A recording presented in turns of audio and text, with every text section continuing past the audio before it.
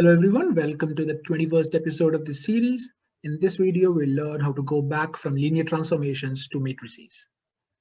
So last time we ended with a theorem that essentially gave us three equivalent statements. The first being that T is a linear transformation, and the second being that T preserves addition and scalar multiplication, and the last one being that T preserves linear combinations.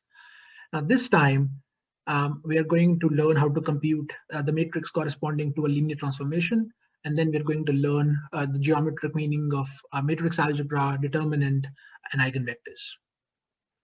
So we're going to start with the definition of the standard basis vectors.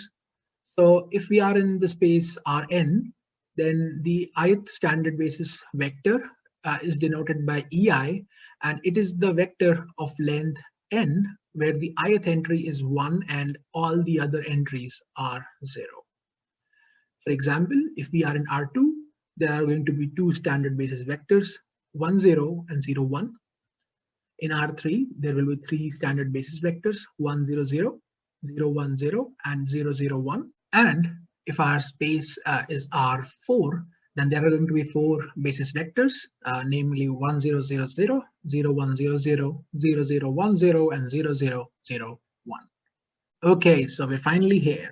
So if F is a linear transformation from Rn to Rm, then the matrix associated to the linear transformation can be computed by the following method. So we take all the standard basis vectors of Rn. There are going to be n of them. We're going to apply F to all of the standard basis vectors, and whatever resultant vectors we get are going to be my columns of the matrix A. Okay, so to illustrate the theorem, we're going to look at this exercise. Here we know that the function f from R2 to R2 is a linear transformation and is given by this formula where f takes the vector xy to the vector x plus y, x minus y. And we have to find a matrix A such that f is the linear transformation of A. So as I said, we're going to use the above theorem.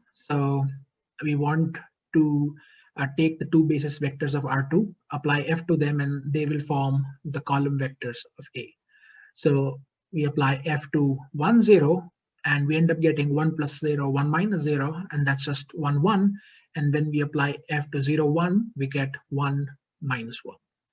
So our matrix A is just going to be the matrix with entries 1, 1, 1, minus 1. Okay, so functions can also act on sets sometimes. So if S is a set in the domain of F, in other words, S is just a collection of points in the domain of F, then f of S is just the set of all outputs that we get by inputting all elements of S. Now, this has the advantage that if we know our matrix and therefore the corresponding linear transformation, we can input an entire geometric set and see what happens to it on the other side.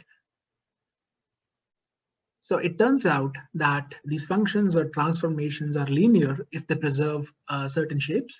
More precisely, a transformation from Rn to Rm is linear if and only if it sends lines to lines, triangles to triangles, and the origin to the origin. In other words, if we have like a set that forms a line, the output is also going to be a set that forms a line. And similarly for triangles and origin. But we have to be a little bit careful because linear transformations do not necessarily preserve other shapes. They may send squares to parallelograms or rhombuses or other quadrilaterals, and they might send circles to ellipses.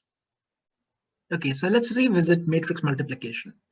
So when we go from matrices to linear transformations, the linear transformation corresponding to the product of two matrices is just the composition of the linear transformation corresponding to the individual ones.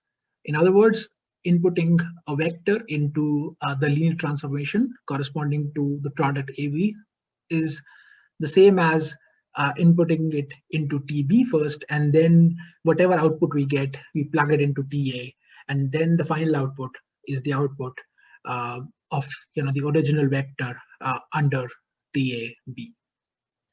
So let's look at an exercise. We are given the 2 by 2 matrix 0, -1, 1, 0. We want to compute the fourth power of A without actually computing any products.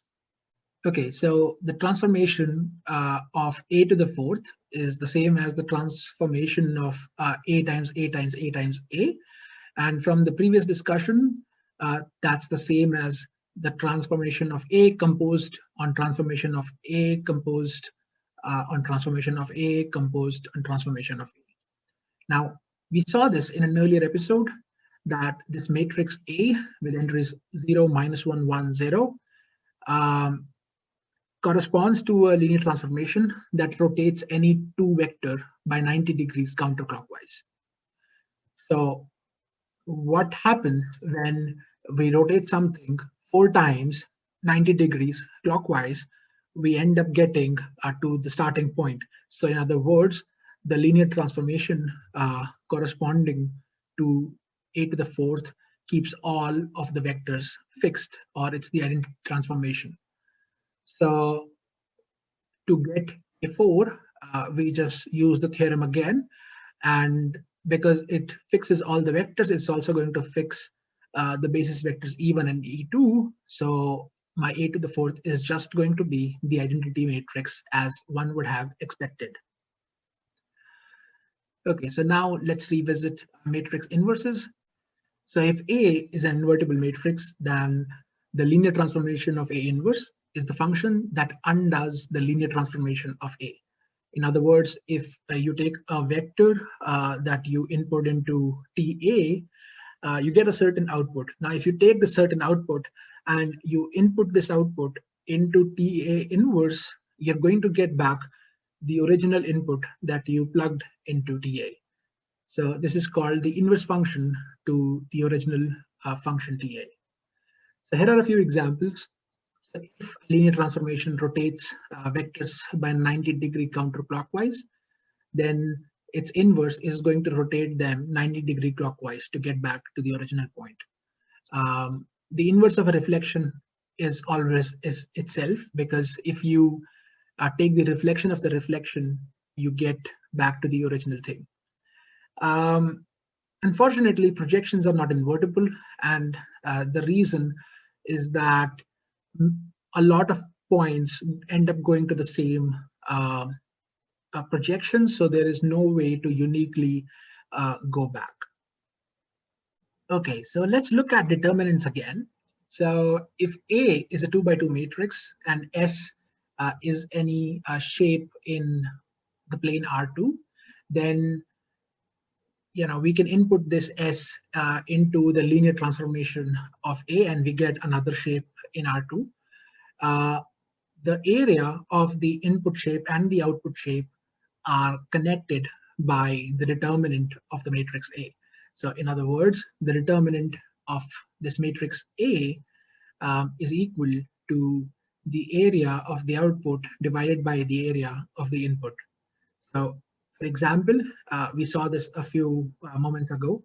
So we're given this shape or the set S in R2, and let's assume that its area is 3.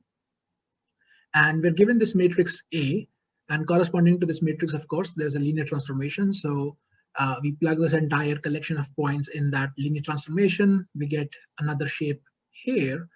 And because the determinant of this matrix is -2, the area of the output shape is going to be 2 times 3, which is 6. A similar result is true for 3-dimensional shapes. So if S is a nice 3D shape, like perhaps a prism, then a similar result holds for the volume of this 3D shape. So the determinant is going to be the ratio of the volume of the output to the volume of the input. And it doesn't stop at 3D. You can extend it to ND, but we are not going to deal with it here. Okay, so the last thing I want to talk about is eigenvectors. So recall that if I have a matrix A, then an eigenvector is a non-zero vector V, such that AV is C times V for some number C.